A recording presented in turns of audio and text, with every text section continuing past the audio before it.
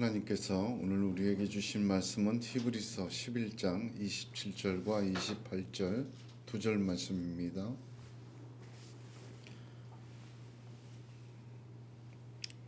합독하겠습니다. 믿음으로 애굽을 떠나 왕의 노함을 무서워하지 아니하고 곧 보이지 아니하는 자를 보는 것 같이 하여 참았으며 믿음으로 유월절과 피 뿌리는 예식을 정하였으니 이는 장자를 멸하는 자로 그들을 건드리지 않게 하려 한 것이며. 아멘. 하나님의 은혜와 평강이 충만하시기를 축복합니다. 오늘은 지난주에 이어서 모세의 믿음을 한 번 더 나누게 되었습니다.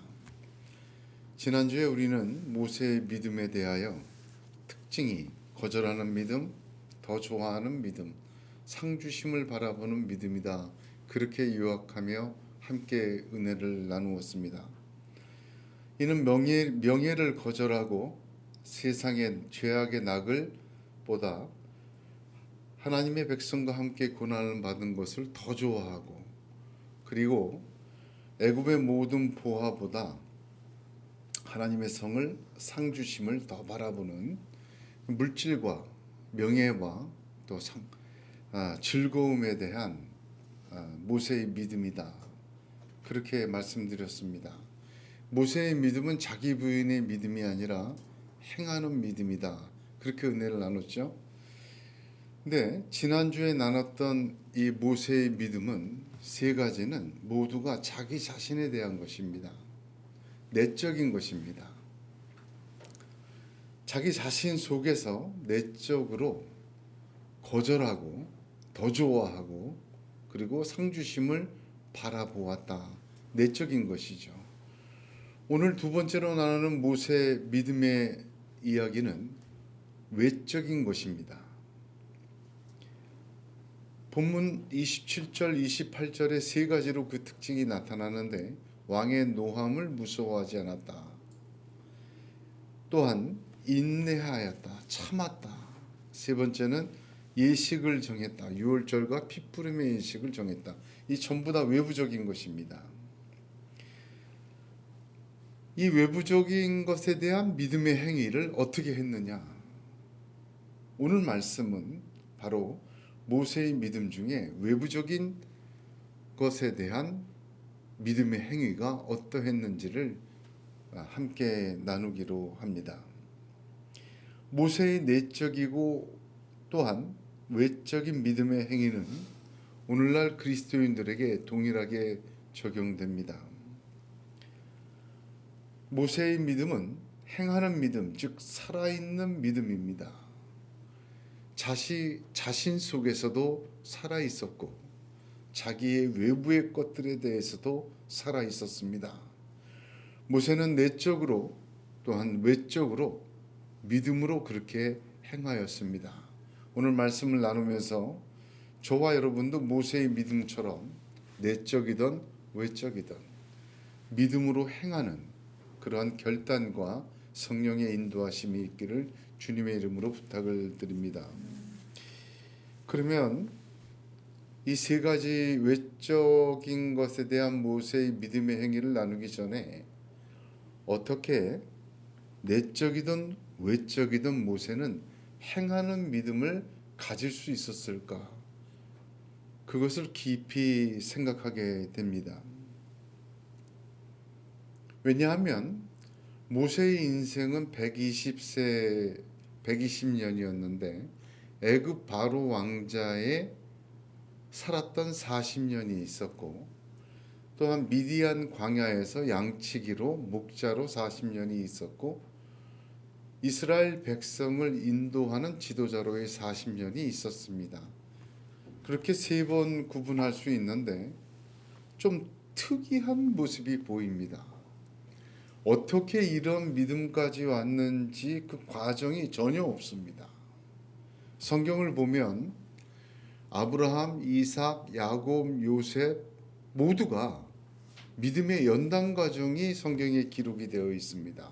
아브라함은 75세에 갈대아 우르에서 부름을 받고 113세 모리아에서 이삭을 제물로 드리라는 그것까지 38년간의 연단의 사건이 창세기 12장부터 창세기 22장까지 거의 10장에 걸쳐서 기록이 되어 있습니다. 이삭도 마찬가지지요.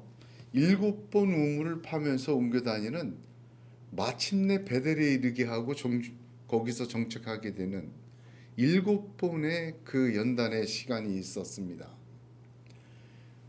또한 야곱도 보시게 되면 삼촌 나반의 집에서 아내들을 얻고 21년이죠 그게. 또 야복강을 건너고 세겜에서 디나의 강간 사건 후에 세겜 상수리 나무 아래 모든 우상을 묻고 창세기 38장, 그리고 하나님의 이스라엘이 되기까지 연단의 과정이 혹독했어요. 그 성경은 증거합니다. 요셉도 마찬가지 아니겠습니까? 그렇게 모든 믿음의 사람들을 보게 되면 하나님의 혹독한 연단의 과정이 아주 잘 기록이 되어 있습니다. 그런데 모세는 그 연단의 과정이 없어요. 출애굽기 2장을 보게 되면 40이 되어서 애굽의 병사를 돌로 쳐 죽입니다. 그리고는 미디안 광야로 도망갔어요. 도망가고 출애굽기 3장에 보면 40년이 그냥 흘러갑니다. 아무것도 없어요. 단 하나, 그 미디안 광야에서 장인 이드로를 만나서 결혼했다. 그 얘기밖에 없습니다. 40년 동안의 이야기가 결혼해서 그 아들을 낳았는데 게르솜, 내가 객이 되었다. 타국에서 객이 되었다. 그렇게 이름 지었다는 것밖에 없어요. 그리고 갑자기 호렙산에서 부름받습니다. 연단의 과정이 아무것도 나오지 않고 생략되었다. 이거 좀 특이하죠. 출애굽기, 민수기, 신명기를 자세히 보게 되면 이 40년이 어떤 40년이었을까? 저는 그렇게 정의합니다. 잃어버린 40년이다. 아브라함, 이삭, 야곱, 요셉은 연단이 혹독했지만 모세는 어떤 연단이었을까? 연단이 있었어요. 기록이 안 돼 있습니다. 아니, 기록할 게 없어요. 왜냐하면 광야 40년, 미디안 광야에서 목자로 40년은 잃어버린 40년이었다.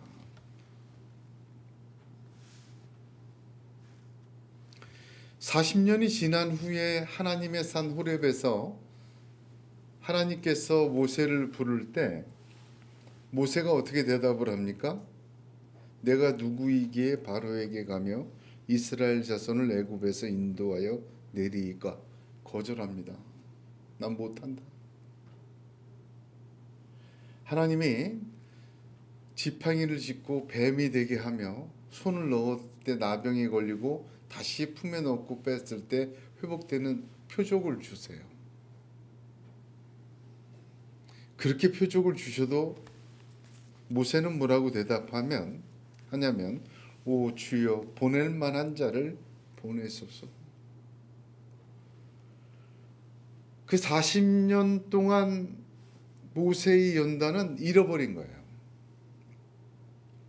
애굽의 왕자됨도 잃어버리고 히브리인의 정체성도 거의 잃어버리고 다 잃어버렸습니다. 자신감도 잃어버리고 소명도 잊어버리고 자기 자신의 모든 것을 잃어버린 그 40년, 성경도 그 잃어버린 것에 대해서 기록할 것이 없습니다.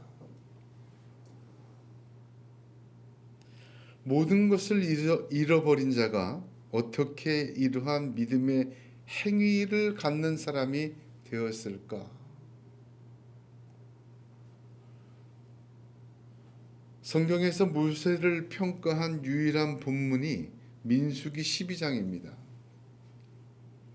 12장 3절에 이 사람 모세는 온유함에 지면의 모든 사람보다 승하더라. 온유함이 그가 행하는 믿음의 열쇠를 가지고 있었습니다. 일반적으로 온유라는 것은 부드럽고 온화한 친절을 뜻합니다. 이는 사람의 품성을 의미합니다. 헬라인들에게 온유함은 가진 자의 여유라는 정의를 갖게 하였습니다. 사실 온유라는 것은 좋은 품성이 아닌 것으로 좀 여겨졌어요. 아리스토텔레스는 온유에 대해서 나쁜 기질과 결단력 없는 무능사이다. 그리고 극도의 분노와 무관심 사이의 중간 상태다. 그렇게 온유를 정의했습니다. 품성으로서의 온유는 현대에도 이 아리스토텔레스의 정의와 비슷하게 평가하는 듯합니다. 온유한 사람 별로 좋아하지 않습니다. 어떻게든 무엇을 이루고 성과를 내고 자기가 획득하고 이거 좋아하죠. 온유하다 그러면 약간 우유부단하다, 마음대로 할 수 있다. 약간 좀 분노 속에서 무관심한 사람이다. 그런 평가가 많은 것 같아요. 그래서 온유라는 품성과 기질은 별로 좋게 평가를 받지 않습니다만 성경에서 말하는 온유는 좀 다릅니다. 갈라디아서를 보게 되면 온유는 성령의 열매 중에 하나입니다. 그러니까 우리가 가진 품성이나 기질이 아니라 성경에서 말하는 온유라는 것은 성령님이 하나님의 영이 우리를 통해서 빚으시는 열매 중에 하나입니다.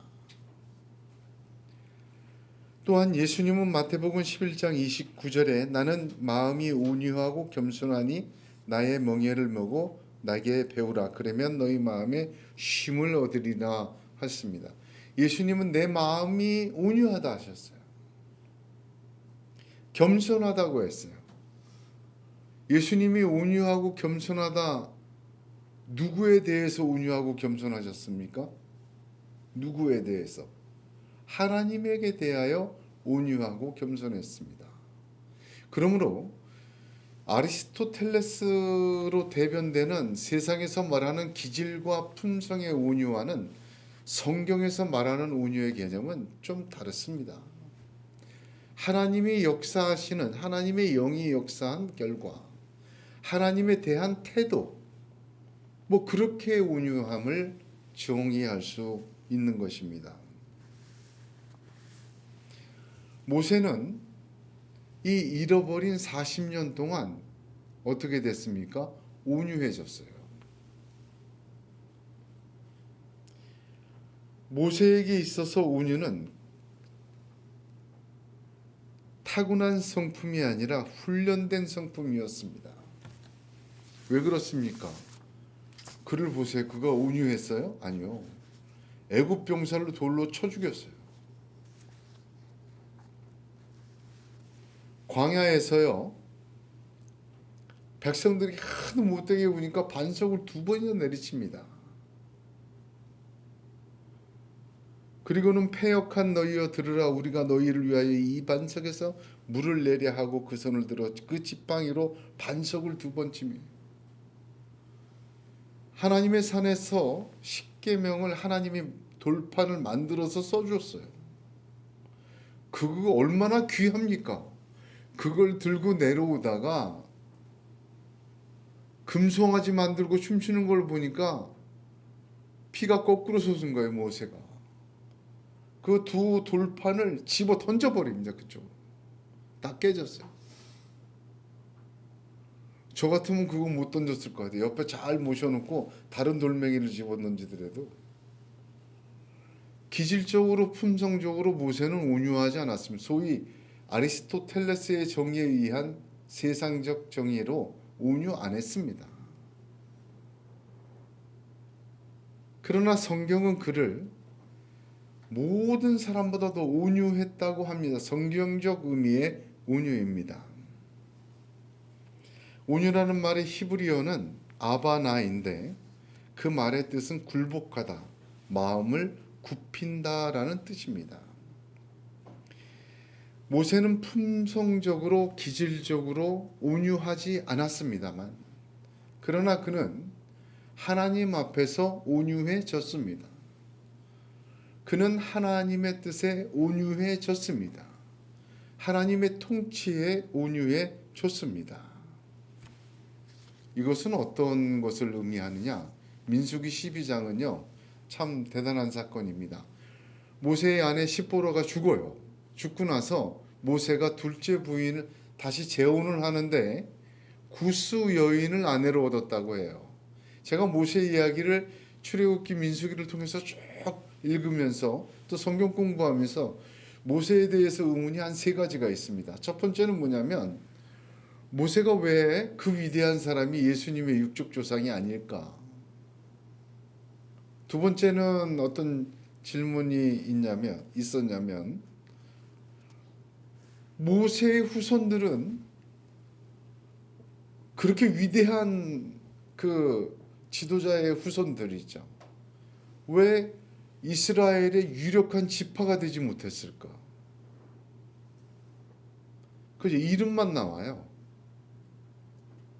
세 번째는 모세는 왜 하나님의 말씀을 그렇게 전하면서도 평생 이방 여자들만 하고 결혼했을까? 뭐 미디안으로 가서 시프라랑 결혼한 건 뭐 어쩔 수 없다 쳐도요. 두 번째 요인도 특이하지 않습니까? 그 이스라엘 백성이 많은데 하나님 말씀 자기가 다 전했는데 구스 여인을 굳이 취했단 말이죠. 구스가 지금 에티오피아 아닙니까? 그러니까 에티오피아 사람들도 모세의 후손이다 이렇게 많이 얘기를 해요. 솔로몬하고도 관계가 있고 어쨌든 세 가지 질문들이 있었는데 성경 공부를 하면서 그 성경 그 의문에 대한 대답은 다 풀었습니다만 구스 여인을 취하자 아론과 미리암이 모세를 비난해요. 당연한 비난입니다. 그리고는 한마디 더 하나님이 너랑만 얘기하냐 우리도 얘기하신다. 너 왜 이따구로 행실을 하니 지도자라는 사람이 마땅한 비난이죠. 근데 보게 되면요 모세가 한마디도 안 합니다. 대답을 안 해요. 비난을 받고 가만히 있어요. 하나님이 그 셋을 회막안으로 부르십니다. 모세는 내가 대면하여 말하는 자고 내 형상을 보는 자야. 감히 왜 모세에게 대답을 하느냐? 모세를 비난하기를 두려워하지 않느냐? 그래서 미리암에게 문둥병이 걸리게 해요. 그 12장 전체에서 모세가 한 건 뭐예요? 아론이 저러다 죽겠다 살다 썩어서 모세야 하나님께 기도 좀 해라. 모세가 기도해요. 부르짖어요. 낫게 해달라고. 그리고 미리암이 나아요. 그게 12장 사건입니다. 그 12장 사건을 왜 기록해 놨을까요? 민수기? 여러분 그 중요한 얘기입니다. 온유라는 것에 대한 핵심을 보여줘요. 온유라는 것은요. 하나님의 통치 아래 자기를 굴복하는 거예요. 억울한 일이 당하고 항변하고 싶어도 가만히 있습니다. 온유라는 것은요. 기질적이고 품성적으로 욱하지 않는 유순한 품성이 아니에요. 자기가 생각이 있고 감정이 있고 기질이 있지만 하나님의 통치 아래 자기를 둬버리는 거예요.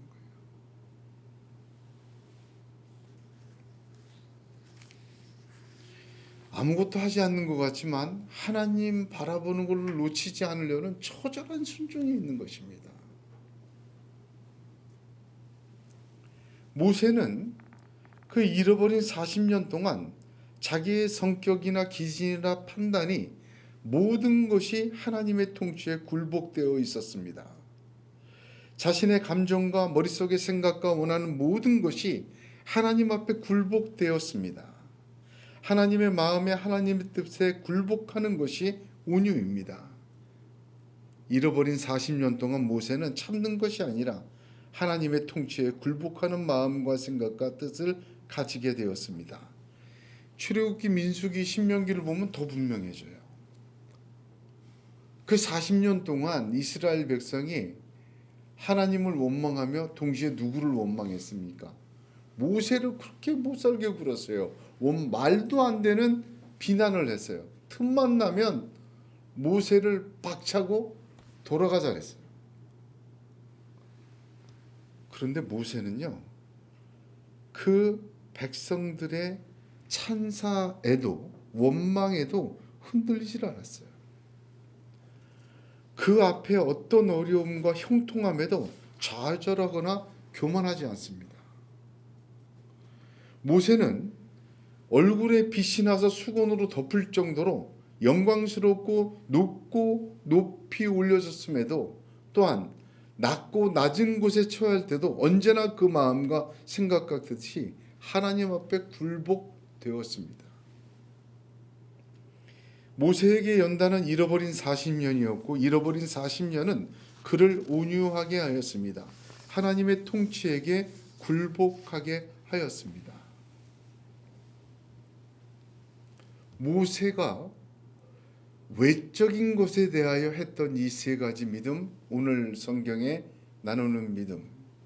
왕의 노함을 무서워하지 않고 인내하고 참고 또한 유월절과 핏뿌림의 예식을 정하는 것은 그 뿌리가 온유함에서 나온 믿음입니다. 구체적으로 세 가지를 한번 살펴보겠습니다. 첫 번째로 27절에 믿음으로 애굽을 떠나 왕의 노함을 무서워하지 아니하였다. 첫 번째로 여기에요. 왕의 노함을 무서워하지 않는 믿음. 모세는 애굽을 2번 떠났습니다. 첫 번째는 40살에 자기 동족을 학대하는 애굽 사람을 쳐 죽이고 떠났어요. 잘 보시면 이때는 무서워서 떠났습니다. 두려워하여 떠났어요. 그것을 까발리고 또한 고발한 사람들이 자기는 히브리 동족을 위해서 했건만 히브리 사람들이 그랬어요. 누가 너를 우리의 지도자로 세웠냐? 내가 사람을 죽이고 모래에 파묻는 걸 보았다. 그것이 알려질까 봐 바로가 무서워서 도망갑니다.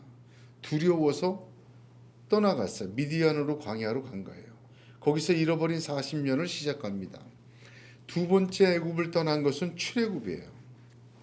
이스라엘 백성을 데리고 나온 것이죠.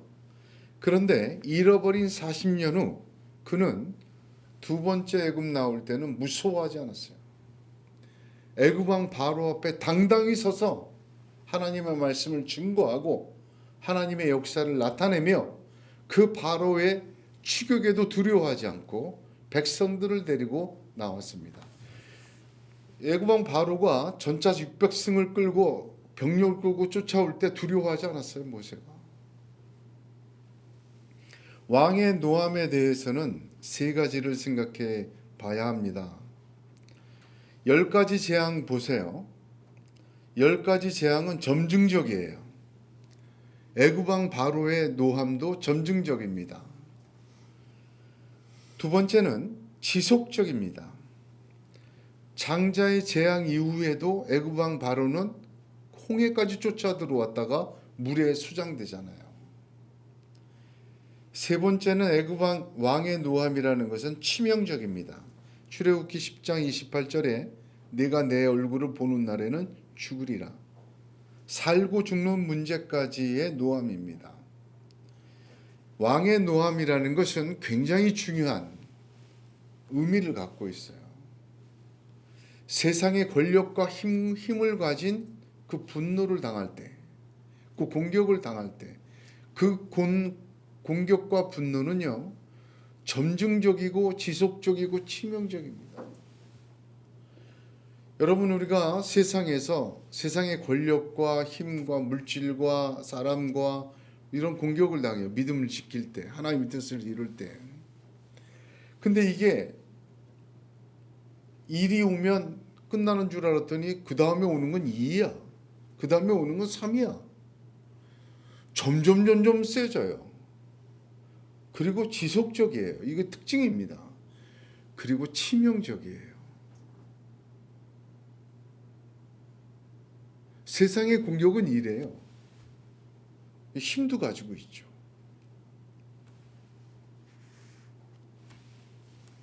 그러나 무서워하지 않아요. 무엇으로? 믿음으로. 바로 온유한 믿음입니다. 하나님의 뜻에 대하여 굴복하는 마음과 생각과 뜻의 믿음입니다.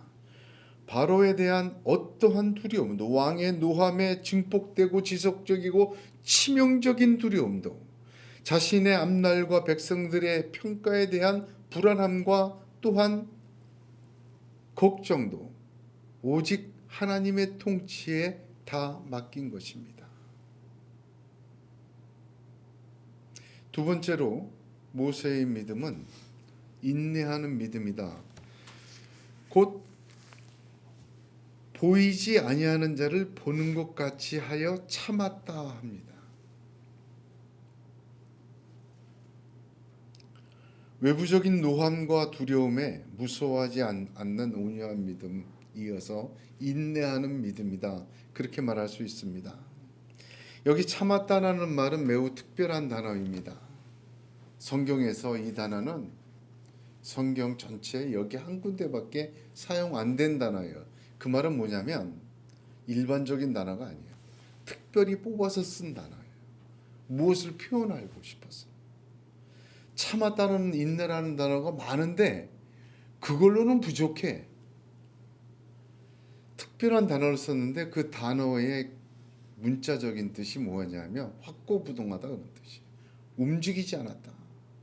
일부러 참는데 견디어낸 것이 아니라 보래요. 움직이지 않았다는 거예요.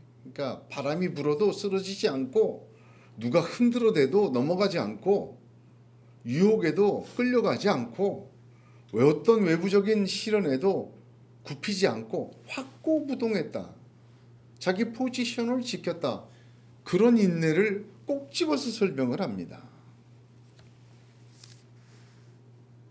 세번역 성경은 그는 보이지 않는 분을 마치 보는 듯이 바라보면서 견디어냈다. 그렇게 번역을 했습니다.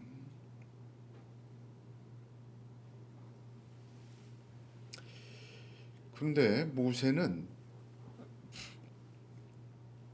하나님을 봤어요. 민수기 12장 8절에 그와는 내가 대면하여 명백히 말하고 은밀한 말로 하지 아니하며 그는 또 여호와의 형상을 보겠거늘. 모세는 유일한 사람입니다. 본 사람이에요. 근데 오늘 성경은 뭐라고 얘기합니까? 보았기 때문에 참았다고 하지 않으십니다. 보는 것 같이 하여 참았다고 합니다. 굉장히 중요한 말씀이에요.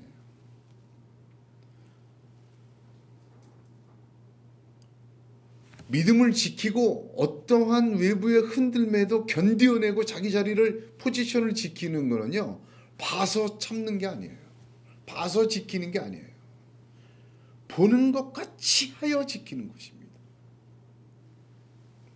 지속적으로 마음과 생각과 뜻이 하나님을 향해 있는 것입니다. 자, 보세요.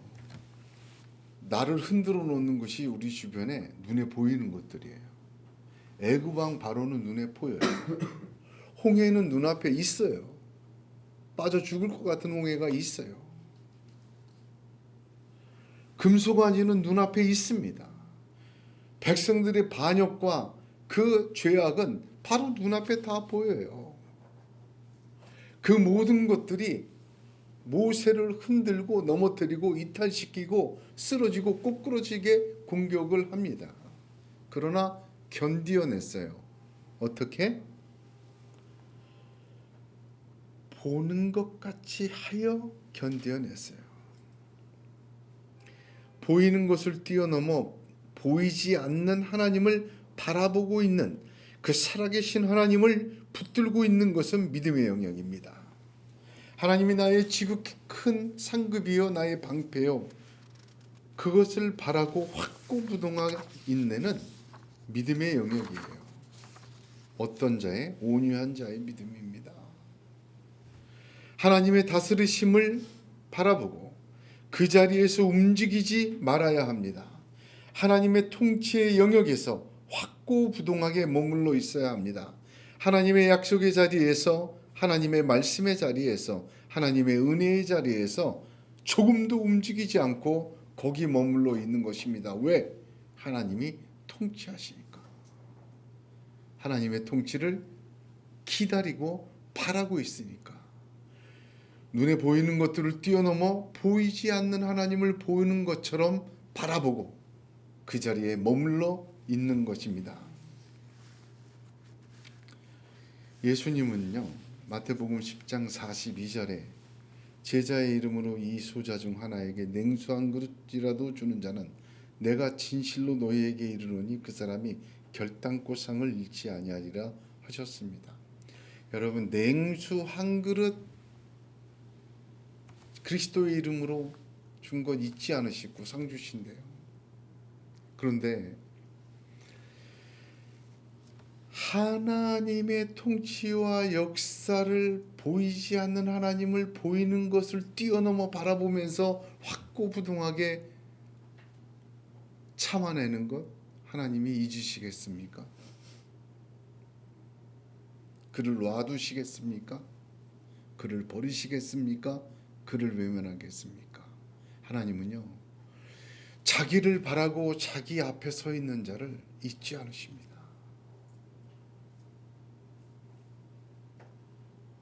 바울은 고린도후서 4장 18절에 우리가 주목하는 것은 보이는 것이 아니요 보이지 않는 것이니 보이는 것은 잠깐이요 보이지 않는 것은 영원함이라 하였습니다. 지금 당장에는 그 모든 홍해와 금송아지와 반역과 그 절망 속에 대응할 수 있어요. 자기 생각대로 지혜대로. 그러나 그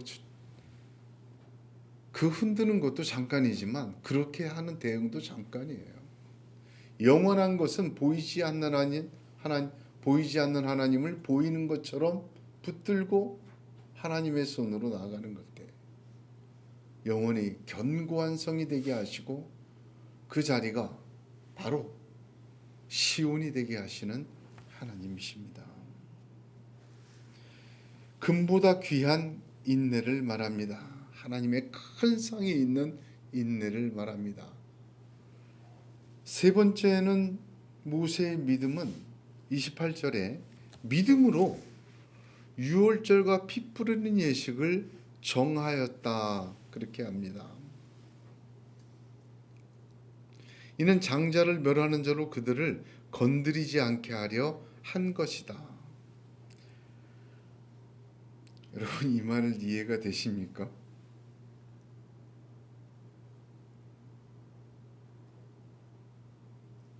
굉장히 깊은 말씀이에요. 믿음으로 예식을 정한 게 무슨 믿음이에요? 장자를 멸하는 자로 그들을 건드리지 않게, 건드리다는 말은 헬라어를 직역하면 영어로 터치입니다. 스치지도 못하게 하려고. 굉장히 좀 강력한 말이죠. 터치하지 못하도록 유월절과 피 뿌리는 예식을 만들었어요. 뭘로? 믿음으로. 이거 무슨 의미냐? 잘 들으셔야 합니다. 유월절부터 알아야죠. 유월절은 말의 뜻이 pass over, 넘어갔다는 뜻입니다. 애굽에 내린 마지막 재앙, 장자가 죽는 재앙은 죽음이에요. 그 유월절은 뭘 기념하냐면 어린 양의 피를 문에다가 발라요. 그 죽음의 신이 가차없이 죽이는데 그 피를 보고 넘어갑니다. 그래서 유월절에 패스오버 한다. 이건 무슨 뜻이냐면 유월절이라는 것은요, 한마디로 피의 효력을 말합니다. 그 집안에 누가 있든, 죄진 사람이 있던 의로운 사람이 있던 뭐 열심히 산 사람이 있던, 하여튼 뭘 보고 넘어가는 거예요? 죽음은 피를 보고 넘어가는 거예요. 유월절의 예식은요, 피의 효력을 말합니다. 피의 효력. 그것만이다. 두 번째 핏뿌림이라는 것은 뭐냐면 그것을 적용하는 거예요. 핏뿌림이라는 것은 구약에 보게 되면 레위기, 특별히 레위기를 보게 되면 물을 뿌려서 정결케 하고 피를 뿌려서 정결케 해요. 제단을 정결케 하고 사람을 정결케 하고 그리고 죄 지은 것을 속하게 해요. 피를 뿌리는 예식이라고 하죠. 자, 피는 효력이 있어요. 유월절은. 근데 그 유월절 그 피도 문지방에다 뿌려야 돼요. 발라야 돼요. 그래야 효력이 납니다. 피만 안에 갖고 있으면 생명의 역사가 없어요. 그러므로 유월절과 핏뿌림의 예식을 정하였다. 이 말은 무엇이에요? 믿음으로. 이 말은 무슨 뜻입니까? 모세 자신은요, 자기가 내적으로 바로 공주의 딸의 아들이라는 애굽 왕자라는 명예도 거절하고 애굽의 모든 부하보다 하나님 상주심을 바라보고 죄악의 낙을 누리는 것보다 하나님 백성과 함께 고난받는 것을 더 좋아했어요. 또한 온유한 믿음으로 참아내고 확고부동하게 지켜내고 온유한 믿음으로 외적인 어떤 두려움도 이겨냈어요. 그럼에도 불구하고 그 모든 것을 하나님 다스리심을 바라보고 하나님의 통치 영역 안에 확고부동하게 머물러 있고 말씀의 자리에 움직이지 않는 그 모든 것도 생명을 얻는 이유가 되지는 못합니다. 생명을 얻는 근거가 되지 못하다는 것은 모세는 잘 알았어요.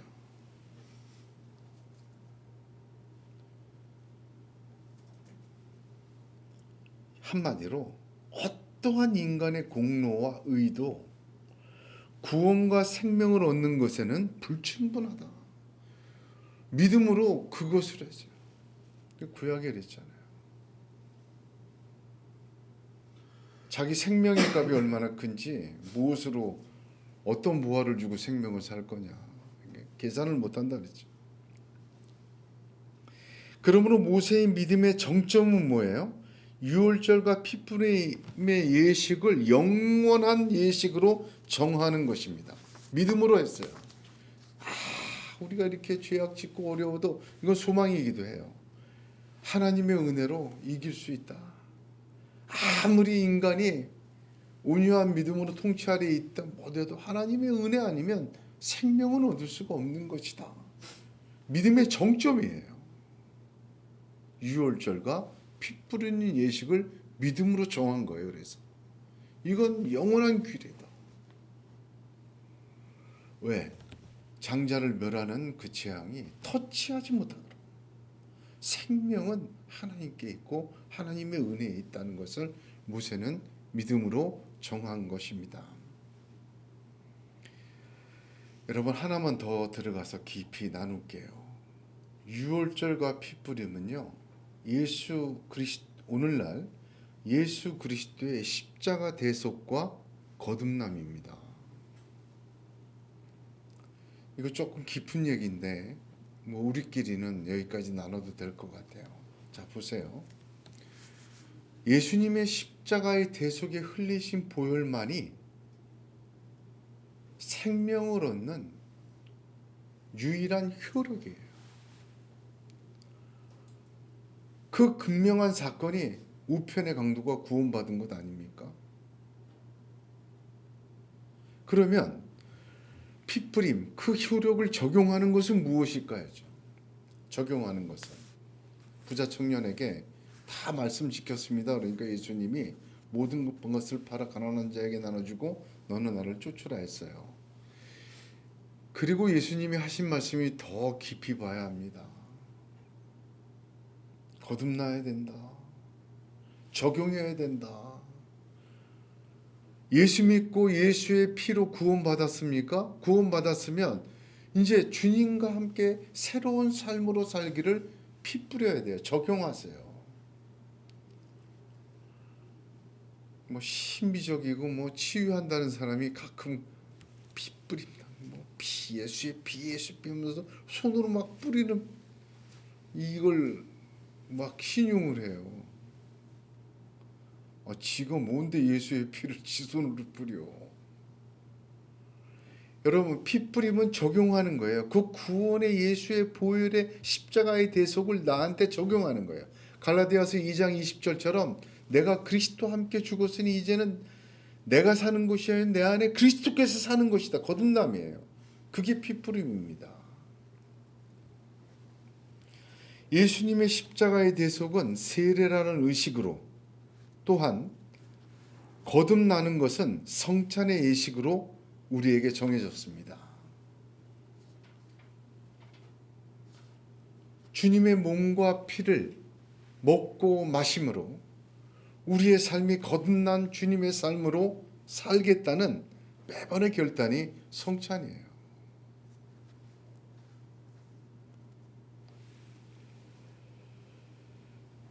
모든 죽음과 어두움을 이기게 하는 유일한 힘 예수의 보혈이다. 그것을 믿고 세례를 받습니다. 그리고 날마다 주의 성찬에 참여합니다. 그 흘리심과 피와 살을 먹고 마시며 그 피가 내 피가 되고 내 생명이 되고 그 살이 내 살이 되고 내가 이제 주님과 함께 사는 삶이 거듭난 인생이 되는 것입니다. 그러므로 유월절과 피뿌림은 오늘날 예수 그리스도를 통하여 완성되었습니다. 다 이루셨습니다. 예수를 믿고 영접하고 주님과 함께 주님의 말씀대로 사는 것입니다. 내 삶의 주인이시오 왕이신 하나님이 나를 통치하시는 것입니다. 여기 피뿌림이에요.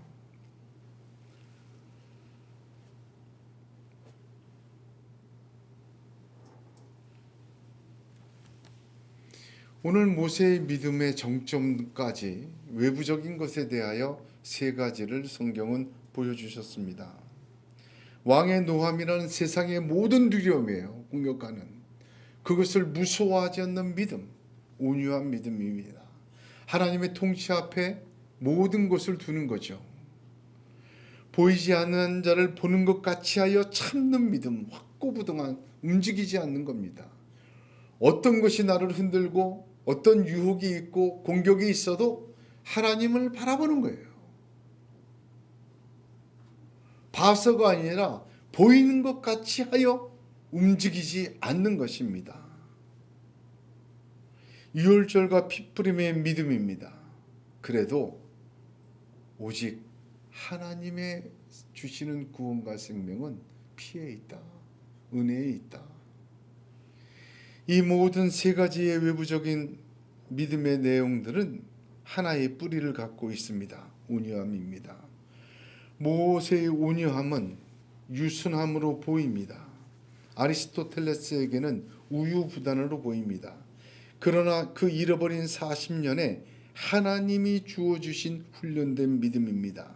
하나님의 통치 아래 자신의 감정도 생각도 의지도 계획도 탐욕조차 아래에 두는 것입니다. 왕의 노함도 보이는 모든 것들의 역사도 생명의 역사 모든 것에도 하나님의 은혜와 자비와 다스리심 아래에 두는 것입니다. 그 모세를 통하여 하나님은 구원의 뜻을 다 이루셨습니다. 하늘에서 그 뜻이 땅에 이루게 하셨습니다. 하나님께서 함께 하시어 구름 기둥 불 기둥으로 임재하시고 하늘의 만나와 반석의 생수를 그를 통하여 부어 주셨습니다. 저와 여러분에게도 이 모세의 믿음, 내적이고 외적인 믿음을 주시는 이유는 우리의 믿음이 그와 같기를 원하시는 하나님의 뜻이 있습니다. 하나님의 통치 아래 외부적인 모든 것을 내려놓는, 가두어두는 믿음이 있으시기를 바랍니다. 하나님은 살아계시고 통치하십니다. 잠잠히 하나님만 바라보라. 구원이 그에게서 남이라. 시편의 찬양도 있지 않습니까? 오늘날 우리는 외부적인 두려움이나 흔들어대는 모든 것 속에서, 또한 자기 자신의 공로나 자기 자신의 결단들이 우리를 하나님의 뜻을 어기고 흔들어대는 큰 유혹으로 다가올 때가 참 많이 있습니다. 육에서 난 것은 육이요 영에서 난 것은 영입니다. 하나님은 우리를 사랑하시고 우리를 통치하시고 우리를 다스리길 원하십니다.